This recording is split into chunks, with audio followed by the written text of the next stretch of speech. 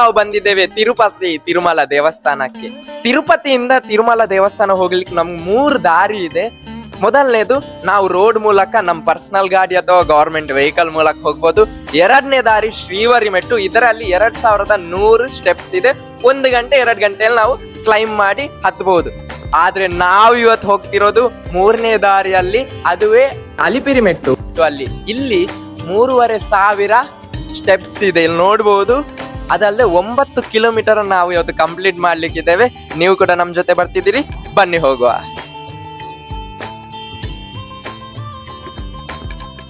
ತಿರುಪತಿ ಭಾರತದ ಆಂಧ್ರ ಪ್ರದೇಶ ರಾಜ್ಯದ ತಿರುಪತಿ ಜಿಲ್ಲೆಯಲ್ಲಿ ನೆಲೆಗೊಂಡಿರುವ ಪುಣ್ಯಕ್ಷೇತ್ರವಾಗಿದೆ. ಪ್ರತಿದಿನ ದೇಶ ವಿದೇಶಗಳಿಂದ ಲಕ್ಷಾಂತರ ಭಕ್ತರು ಸ್ವಾಮಿಯ ದರ್ಶನಕ್ಕಾಗಿ ತಿರುಪತಿಗೆ ಆಗಮಿಸುತ್ತಾರೆ. ಭಕ್ತಿ ಸಂಪ್ರದಾಯ ಮತ್ತು ಆಧ್ಯಾತ್ಮಿಕತೆಯ ಸಂಗಮವಾದ ತಿರುಪತಿ ಕಲಿಯುಗದ ವೈಕುಂಠವೆಂದೇ ಪ್ರಸಿದ್ಧಿಯಾಗಿದೆ.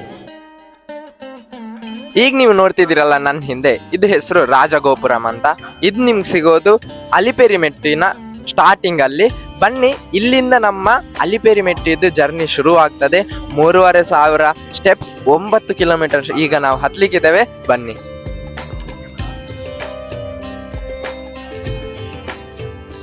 ನಮ್ಗೆಲ್ಲ ಗೊತ್ತಿದೆ ವಿಷ್ಣು ದೇವರಿದ್ದು ದಶಾವತಾರಗಳು ಇದೆ ಅಂತ. ಆದ್ರೆ ಇನ್ನೂ ವಿಶೇಷ ಏನು ಗೊತ್ತಾ, ಅಲಿಪೇರಿಯಲ್ಲಿ ನಡ್ಕೊಂಡು ಹೋಗ್ಬೇಕಾದ್ರೆ ನಮ್ಗೆ ವಿಷ್ಣು ದೇವರಿದ್ದು ದಶಾವತಾರಗಳನ್ನ ನೋಡ್ಲಿಕ್ಕೆ ಸಿಗ್ತದೆ. ಈಗ ನಾನು ನಿಮ್ಗೆ ತೋರಿಸ್ತಿದ್ದೇನೆ ಮೊದಲನೇ ಅವತಾರ ಮತ್ಸ್ಯ ಅವತಾರವನ್ನ. ಗೋವಿಂದ ಗೋವಿಂದ. ಇಲ್ಲಿ ಮತ್ತೊಂದು ವಿಶೇಷ ಏನ್ ಗೊತ್ತಾ, ಇಂಟ್ರೆಸ್ಟಿಂಗ್ ವಿಶೇಷ. ಇಲ್ಲಿ ನೋಡ್ಬೋದು, ಇದೊಂದು ಸಾಮಾನ್ಯ ಕಲ್ಲು ತರ ನಿಮ್ಗೆ ಕಾಣಿಸ್ಬೋದು. ಇದ್ರ ಹೆಸರು ತಲೆಯೇರು ಗುಂಡು ಅಂತ. ಇಲ್ಲಿಂದ ಜನ ಎಲ್ಲ ಯಾರು ಇಲ್ಲಿ ನಡೀತಾರಲ್ಲ, ಅವರ ಕಾಲನ್ನ ಇಲ್ಲಿ ಹೀಗೆ ಇಟ್ಟು ಹೋಗ್ತಾರೆ. ಯಾಕಂತ ಹೇಳಿದ್ರೆ ಇಲ್ಲಿ ಜನ ನಂಬ್ತಾರೆ ಅವರ ಕಾಲಿನ ನೋವು ಅಥವಾ ಏನೇ ಒಂದು ಕಷ್ಟ ಇದ್ರು ಇಲ್ಲಿ ಪರಿಹಾರ ಆಗ್ತದಂತ. ಬೆಟ್ಟ ನಡಿಲಿಕ್ಕೆ ಇದು ಈಸಿ ಆಗ್ತದೆ. ಇಲ್ಲಿ ಒಂದು ಆಂಜನೇಯನ ವಿಗ್ರಹ ಕೂಡ ನಿಮ್ಗೆ ನೋಡ್ಲಿಕ್ಕೆ ಸಿಗ್ತದೆ. ನೋಡ್ಬೋದು, 100 ವರ್ಷಗಳಿಂದ ಜನರು ಇದನ್ನ ಮಾಡ್ತಾ ಬರ್ತಿದ್ದಾರೆ. ಅಲ್ಲೆಲ್ಲ ಗ್ಯಾಪ್ ಆಗಿದೆ ಅಲ್ಲ, ಅದು ಈ ರೀತಿ ಜನರು ಅವರ ಕಾಲನ್ನ ಇಟ್ಟಿಟ್ಟು ನೋಡ್ಬೋದು. ಅದೇ ನಮ್ಗೊಂದು ಪ್ರೂಫ್ ಆಗಿದೆ ಯಾವ ರೀತಿ ಗ್ಯಾಪ್ ಆಗಿದೆ ಅಂತ. ಅದಲ್ಲದೆ ಇಲ್ಲಿ ಭಕ್ತಾದಿಗಳು ಭಜನೆಯನ್ನ ಮಾಡ್ತಿದ್ದಾರೆ, ಅಲ್ಲಿ ಕೂಡ ಹೋಗುವ ಬನ್ನಿ.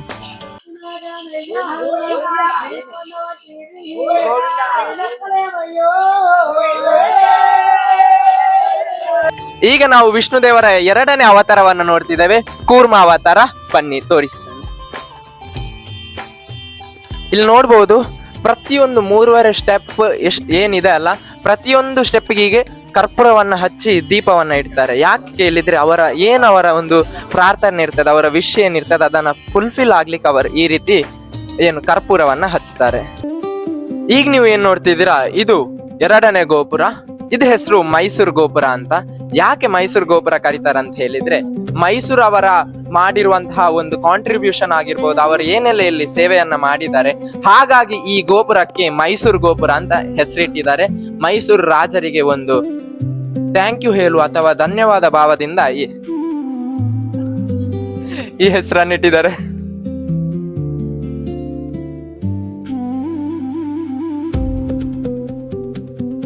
ಮೂರುವರೆ ಸಾವಿರ ಸ್ಟೆಪ್ಸ್ ಅಲ್ಲಿ ನಾವು ಈಗ 600 ಸ್ಟೆಪ್ಸ್ ಅನ್ನ ಕಂಪ್ಲೀಟ್ ಮಾಡಿದ್ದೇವೆ. ಈಗ ನನ್ನ ಬ್ಯಾಗ್ ವೆಯ್ಟ್ ಇರುವ ಕಾರಣ ಸ್ವಲ್ಪ ಸುಸ್ತಾಗ್ತಿದೆ. ಇಲ್ಲಾಂದ್ರೆ ಇದನ್ನ ನಾನು ಈಸಿಯಾಗಿ ಹತ್ಬಹುದು. ತುಂಬಾ ಜನ ಇದ್ದಾರೆ ಇಲ್ಲಿ. ನಡಿಲಿಕ್ಕೆ ಯಾಕೆ ಖುಷಿ ಆಗ್ತದೆ ಗೊತ್ತಾ, ಭಜನೆ ಎಲ್ಲ ಆಗ್ತಾ ಇರ್ತದೆ, ಹಾಗಾಗಿ ಖುಷಿ ಆಗ್ತದೆ. ನೋಡ್ಬೋದು ಎಷ್ಟು ಉದ್ದದೊಂದು ಸ್ಟೆಪ್ ಇದೆ ಅಂತ ನೋಡಿ. ಸ್ನೇಹಿತರೆ, ನಾವೀಗ 700 ಸ್ಟೆಪ್ ಅನ್ನ ದಾಟಿ ಭಗವಂತ ವಿಷ್ಣುವಿನ 3ನೇ ಅವತಾರವನ್ನ ನೋಡ್ತಿದ್ದೇವೆ, ವರಾಹ ಸ್ವಾಮಿಯನ್ನ ನೋಡ್ಬಹುದು. ಇಲ್ಲಿ ಶಿವಮೊಗ್ಗದಿಂದ ಬಂದ ಭಕ್ತಾದಿಗಳಿದ್ದಾರೆ, ಅವರು ಕೂಡ 3500 ಸ್ಟೆಪ್ಸ್ ಅನ್ನು ಹತ್ತಿದ್ದಾರೆ ಅಲಿಪೆರಿ ಮೆಟ್ಟುವನ್ನ. ಬನ್ನಿ ಅವ್ರ ಹತ್ರ ಮಾತಾಡುವ, ಯಾಕೆ ಅವ್ರು ಇದನ್ನ ಹತ್ತಿದ್ದಾರೆ. ಓಕೆ, ಯಾಕೆ ನಿಮ್ಗೆ ಇದು ಹತ್ಬೇಕಂತ ಒಂದ್ಸರಿ ಹತ್ಬೇಕು ಅಂತ ನಾನು ತುಂಬಾ ವರ್ಷದಿಂದ ಆಸೆ ಇಟ್ಕೊಂಡಿದ್ದೆ. ಆಸೆ ಇಟ್ಕೊಂಡು ಇದು ಕಾಣಿಕೆನ ಹಾಕಂತ ಬಂದಿದ್ದೆ ಮನೆಯಲ್ಲೇ. ಅದು ಮುಟ್ಟಿಸ್ಬೇಕಾಗಿತ್ತು. ಹಾಗಾಗಿ ನಾವು ಸುಮಾರು ಸಲ ಹತ್ತಿದೀವಿ. ನಮಗೆ ಇದ್ರಲ್ಲಿ ನಂಬಿಕೆ ಇದೆ, ಹಂಗಾಗಿ ನಾವು ತಿಮ್ಮಪ್ಪನ ನಂಬಿಕೆಗೆ ಬರ್ತಾನೆ ಇರ್ತೀವಿ. ಎಷ್ಟನೇ ಸಲ? ಇದು ಮೊದಲನೇ ಸರಿ. ನಮ್ ಕುಟುಂಬದವರೆಲ್ಲ ಬಂದು ಹತ್ತಿದ್ದಾರೆ ಮೆಟ್ಲೆಲ್ಲ, ಹಾ, ಹಾ. ಪೂಜೆ ಎಲ್ಲ ಮಾಡಿದ್ದಾರೆ. ಹೌದಾ? ನಾನು ಬರ್ಬೇಕು ಅಂತ ತುಂಬಾ ಕನಸಿತ್ತು ನನಗೆ. ಹಾ. ಯಶೋದಮ್ಮ ಕರ್ಕೊಂಡ್ಬಂದು ಹಾ. ಈಗ ಆಂಟಿ ಹತ್ರ ನಾವು ಒಂದು ವಿಶೇಷ ಕ್ವಶನ್ ಕೇಳುವ. ಆಂಟಿ ಏನಂತ ಹೇಳಿದ್ರೆ, ಈಗ ನೀವೆಲ್ಲ ನಡೀತಿದ್ದೀರಿ, ನಮ್ಮ ಏಜ್ ಅವರೆಲ್ಲ ಮೊಬೈಲ್ ನೋಡ್ಕೊಂಡು ರೀಲ್ಸ್ ನೋಡ್ಕೊಂಡಿದ್ದಾರೆ, ಅವರೆಲ್ಲ ಬಸ್ ಅಲ್ಲಿ ಮೇಲ್ ಹತ್ತಾರೆ, ಅವ್ರಿಗೆ ನೀವ್ ಏನ್ ಹೇಳ್ತೀರಿ?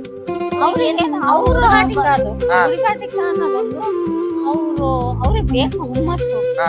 ಅದು ಬೇಕು ಅನ್ನೋದೊಂದು ಹುಮ್ಮಸ್ ಬೇಕು ಅವ್ರಿಗೆ, ಭಕ್ತಿ ಬೇಕು ದೇವರಲ್ಲಿ. ದೇವ್ರೇ ಒಳ್ಳೇದ್ ಮಾಡು. ಗೋವಿಂದಾಯನಮ ಗೋವಿಂದಾಯನಮ ಅಂತ ಹೇಳ್ತಾನೆ ಹೋಗ್ತೀವಿ. ಹೌದೇ, ಅದೇ ಖುಷಿ ಅಲ್ಲ. ನೋಡ್ಬೋದು, ಇವ್ರಿಗೆ ಹತ್ಲಿಕ್ಕೆ ಆಗ್ತಿದೆ, ನಾವ್ ಯಾಕೆ ಬಸ್ ಕಾರಲ್ಲಿ ಹೋಗ್ಬೇಕು, ನಾವು ಕೂಡ ಹತ್ಕೊಂಡು ಹೋಗುವ ಬನ್ನಿ. ನಮಗೆ 65 ವರ್ಷ. ಹಾ. ನಾವು ಬಂದಾಗೆಲ್ಲ ಮೆಟ್ಲು ಹತ್ಕೊಂಡೇ ಹೋಗೋದು. ನನಗೆ 63 ವರ್ಷ. ಹೌದಾ? ನಮ್ಗೆ ಕೂಡ ಹತ್ಬಹುದು. ಬನ್ನಿ, ಇವ್ರ ಆಶೀರ್ವಾದ ತಕೊಂಡು ನಾವೀಗ ಮುಂದೆ ನಡೆಯುವ. ಆಂಟಿ ಆಶೀರ್ವಾದ ಮಾಡಿ. ಸತ್ಯಯುಗದಲ್ಲಿ ಒಬ್ಬ ದೊಡ್ಡ ರಾಕ್ಷಸ ಇರ್ತಾನೆ. ಬ್ರಹ್ಮದೇವರ ಮೂಲಕ ಘೋರ ತಪಸ್ಸನ್ನ ಮಾಡಿ ಸಾವೇ ಇಲ್ಲದಂತಹ ವರವನ್ನ ಪಡ್ಕೊಂಡಿರ್ತಾನೆ. ಹೇಗಿರ್ತದಂತ ಕೇಳಿದ್ರೆ ಅವನ ವರ, ಹಗಲಾಗಲಿ ಇರುಳಾಗಲಿ, ಮನುಷ್ಯ ಆಗಲಿ ರಾಕ್ಷಸ ಆಗಲಿ, ಯಾವುದೇ ಪ್ರಾಣಿ ಆಗಲಿ, ಅಥವಾ ಮನೆಯ ಒಳಗಡೆ ಆಗಲಿ ಹೊರಗೆ ಆಗಲಿ, ಅವನಿಗೆ ಸಾವೇ ಇರೋದಿಲ್ಲ. ಅವನ ಹೆಸರೇ ಹಿರಣ್ಯಕಶಪ. ಆದ್ರೆ ದೇವರು ಮಾಸ್ಟರ್ ಪ್ಲಾನ್ ಮಾಡಿ ಒಂದು ಪ್ಲಾನ್ ಅನ್ನ ಮಾಡ್ತಾರೆ. ಅವನೇ ಪ್ರಹ್ಲಾದ. ಪ್ರಹ್ಲಾದ ಒಬ್ಬ ಮಹಾವಿಷ್ಣುವಿನ ಭಕ್ತನಾಗಿರ್ತಾನೆ. ಅವನು ಯಾವತ್ತಿದ್ರೂ ಮಹಾವಿಷ್ಣುವನ್ನೇ ಪೂಜೆ ಮಾಡ್ತಿರ್ತಾನೆ. ಅದು ಹಿರಣ್ಯಕಶಪನಿಗೆ ಸಿಟ್ಟನ್ನ ತರ್ತಿರ್ತದೆ. ಹಾಗಾಗಿ ಒಂದು ದಿವಸ ವಿಷ್ಣು ದೇವರು ತಮ್ಮ 4ನೇ ಅವತಾರವನ್ನ ತಾಳ್ತಾರೆ. ಅದುವೇ ನಮ್ಗೆಲ್ಲ ಗೊತ್ತಿರುವಂತಹ ನರಸಿಂಹ ಅವತಾರ. ಇದನ್ನ ನಾವು ತಿರುಪತಿಯಿಂದ ತಿರುಮಲ ಬೆಟ್ಟವನ್ನ ಹತ್ತಬೇಕಾದ್ರೆ ನಮ್ಗಿದು ನೋಡ್ಲಿಕ್ಕೆ ಸಿಗ್ತದೆ ಅಲಿಪಿರಿ ಮಾರ್ಗದಲ್ಲಿ. ತುಂಬಾ ಮನಸ್ಸಿಗೆ ಒಂದು ಖುಷಿ ಹಾಗೂ ಉಲ್ಲಾಸವನ್ನ ಕೊಡ್ತದೆ ಈ ರೀತಿಯಾದಂತಹ ಒಂದು ನರಸಿಂಹರ ಅವತಾರವನ್ನ ನೋಡ್ಬೇಕಾದ್ರೆ. 1750 ಸ್ಟೆಪ್ಸ್ ಅನ್ನ ದಾಟಿದ್ಮೇಲೆ ನಮ್ಗೆ ವಿಷ್ಣುವಿನ 5ನೇ ಅವತಾರ ನೋಡ್ಲಿಕ್ಕೆ ಸಿಗ್ತದೆ. ಅದುವೇ ವಾಮನ ಅವತಾರ ತೋರಿಸ್ತದೆ. ಸ್ನೇಹಿತರೆ, ನಾವು 2000 ಸ್ಟೆಪ್ ಅನ್ನ ದಾಟಿ ಗಾಲಿ ಗೋಪುರಕ್ಕೆ ಬಂದಿದ್ದೇವೆ.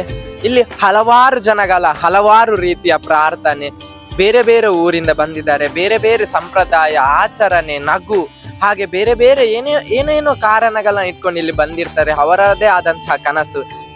ಆದ್ರೆ ಇಲ್ಲಿ ಬಂದವರು ಮಾಡುವಂತಹ ಪ್ರಾರ್ಥನೆ ಒಂದೇ, ಓಂ ನಮೋ ಭಗವತೆ ವಾಸುದೇವಾಯ, ಗೋವಿಂದ ಗೋವಿಂದ. ಸ್ನೇಹಿತರೆ, ನಾವೀಗ ನೋಡ್ತಿದ್ದೇವೆ ಮಹಾವಿಷ್ಣುವಿನ 6ನೇ ಅವತಾರ ಆದಂತಹ ಪರಶುರಾಮರನ್ನ. ನೋಡ್ಬೋದು ನನ್ನ ಹಿಂದೆ ಹೇಗಿದಾರಂತ.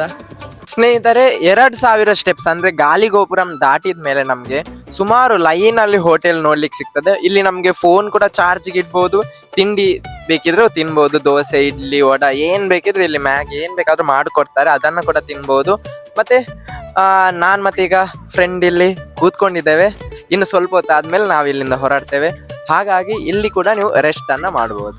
ಗಾಲಿ ಗೋಪುರಂ ದಾಟಿದ್ಮೇಲೆ ಕೇವಲ ಹೋಟೆಲ್ಸ್ ಅಲ್ಲ, ನಮ್ಗೆ ಇಲ್ಲಿ ಹಾಸ್ಪಿಟಲ್ ಕೂಡ ನೋಡ್ಲಿಕ್ಕೆ ಸಿಗ್ತದೆ. ನಮ್ಗೆ ಏನೇ ಆರೋಗ್ಯದ ಸಮಸ್ಯೆ ಇದ್ರು ಇಲ್ಲಿ ಡಾಕ್ಟರ್ಸ್ ಇರ್ತಾರೆ, ಅವ್ರ ಹತ್ರ ಮಾತಾಡ್ಬಹುದು. ತೋರಿಸ್ತೇನೆ ನಾನು. ತ್ರೇತಾಯುಗದಲ್ಲಿ ರಾವಣನನ್ನ ಕೊಂದಂತ ಅವತಾರ ಮಹಾವಿಷ್ಣುವಿನ 7ನೇ ಅವತಾರವನ್ನ ನಾವೀಗ ನೋಡ್ತಿದ್ದೇವೆ, ಶ್ರೀರಾಮರನ್ನ. ನೋಡಿ ಸ್ನೇಹಿತರೆ, ಈಗ ಇನ್ನೊಂದು ಅವತಾರದ ಹತ್ರ ನಾವು ಬಂದಿದ್ದೇವೆ. ಇದು ಮಹಾವಿಷ್ಣುವಿನ ಅವತಾರ. ಇಲ್ಲಿರುವಂತಹದ್ದು ಬಲರಾಮನ ಅವತಾರ. ಕೆಲವರು ಬುದ್ಧ ಮಹಾವಿಷ್ಣುವಿನ ಅವತಾರ ಅಂತ ನಂಬ್ತಾರೆ. ಆದ್ರೆ ಇಲ್ಲಿ ನಾವು ನೋಡುವಂತಹದ್ದು ಬಲರಾಮರ ಅವತಾರವನ್ನ. ಬನ್ನಿ.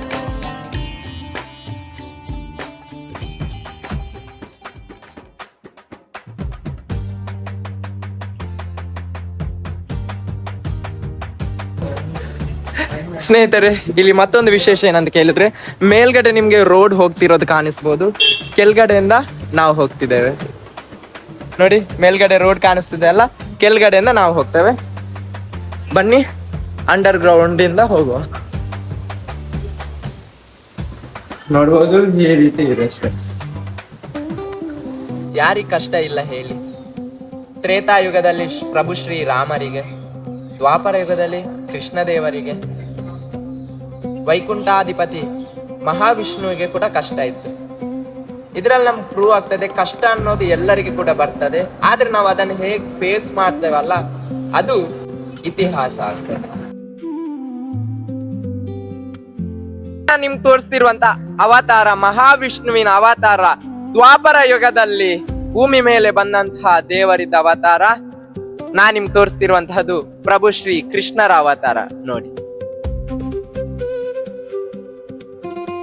ಸ್ನೇಹಿತರೆ, ಫೈನಲಿ ನಾವು ದಶ ಅವತಾರದಲ್ಲಿ 10ನೇ ಅವತಾರದ ಹತ್ರ ಬಂದಿದ್ದೇವೆ. ಕಲ್ಕಿ ಅವತಾರದ ಹತ್ರ ತೋರಿಸ್ತೇನೆ.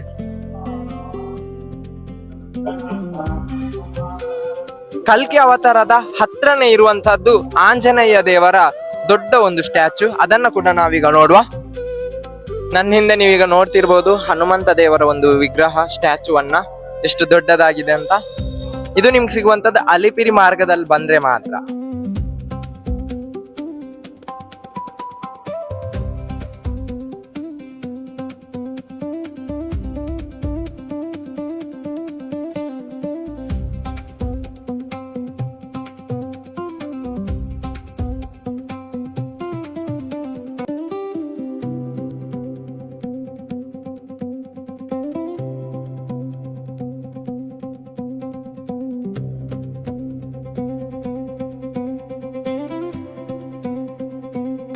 ಇಲ್ಲಿಂದ ಬೆಟ್ಟ ಅಂತೂ ಸೂಪರ್ ಆಗಿ ಕಾಣಿಸ್ತದೆ.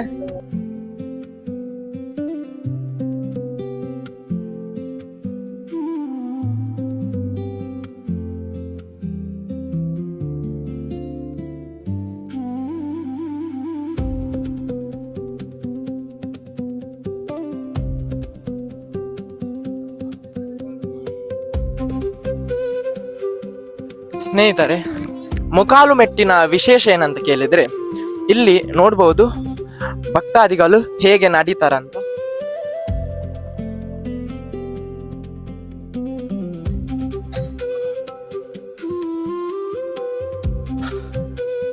ಹಾಗೆ ನಡೀಲಿಕ್ಕೆ ತುಂಬಾ ಕಷ್ಟ ಇದೆ, ಆದ್ರೂ ಇವರು ನಡೀತಿದ್ದಾರೆ. ನೋಡಿದ್ರಲ್ಲ ಇಲ್ಲಿ ಹೇಗೆ ತಮ್ಮ ಮೊಣಕಾಲಿನಲ್ಲಿ ನಡೀತಾರಂತ. ಇನ್ನು ಕೇವಲ 500 ಸ್ಟೆಪ್ಸ್.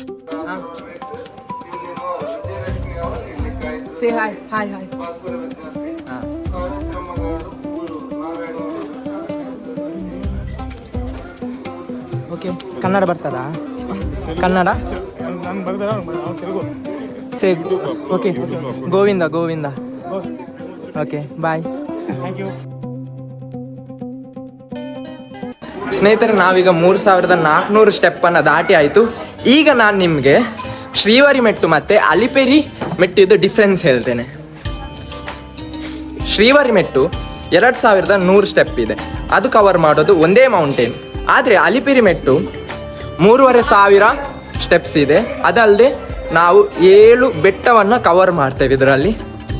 ಹಾಗಾಗಿ ತುಂಬ ಜನ ಅಲಿಪಿರಿ ಮೆಟ್ಟುವನ್ನು ಚೂಸ್ ಮಾಡ್ತಾರೆ. ಏಳ್ಗುಂಟಲವಾಡ ವೆಂಕಟರಮಣ ಗೋವಿಂದ ಗೋವಿಂದ, ಅನಾಥ ರಕ್ಷಕ ಆಪತ್ ಬಾಂಧವ ಗೋವಿಂದ ಗೋವಿಂದ. ಫೈನಲಿ ಸ್ನೇಹಿತರೆ, 3500 ಸ್ಟೆಪ್ಸ್ ಅನ್ನ ನಾವು ಹತ್ತಿ ಬಂದಾಯ್ತು. ತಿರುಮಲಗೆ ರೀಚ್ ಆದ್ವಿ.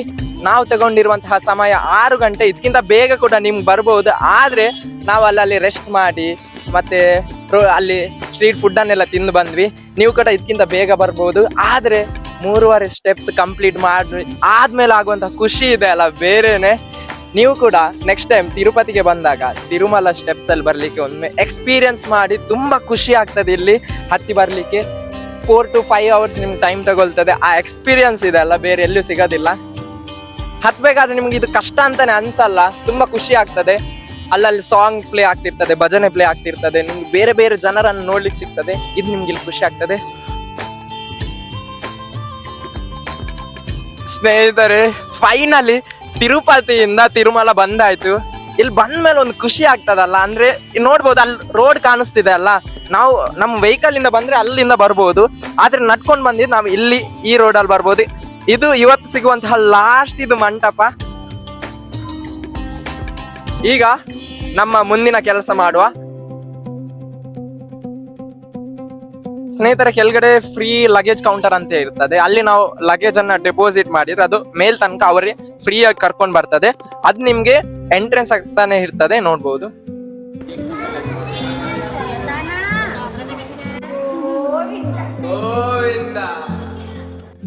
ಅದಾದಮೇಲೆ ಫೋನ್ ಲಾಕರಲ್ಲಿದ್ದ ಕಾರಣ ನಂಗೆ ವಿಡಿಯೋವನ್ನು ಕಂಟಿನ್ಯೂ ಮಾಡ್ಲಿಕ್ಕೆ ಆಗಲಿಲ್ಲ. ರಾತ್ರಿ 2 ಗಂಟೆಗೆ ನಮ್ಗೆ ದರ್ಶನ ಆಯಿತು. ಆಮೇಲೆ ನಾವು ರಿಟರ್ನ್ ಬಂದ್ವಿ. ಓಕೆ ಸ್ನೇಹಿತರೆ, ಮುಂದಿನ ವಿಡಿಯೋದಲ್ಲಿ ಸಿಗುವ. ಅಲ್ಲಿ ತನಕ ಟೇಕ್ ಕೇರ್ ಮಾಡಿ ಅಂತ ಹೇಳ್ತಾ ಬಾಯ್ ಬಾಯ್.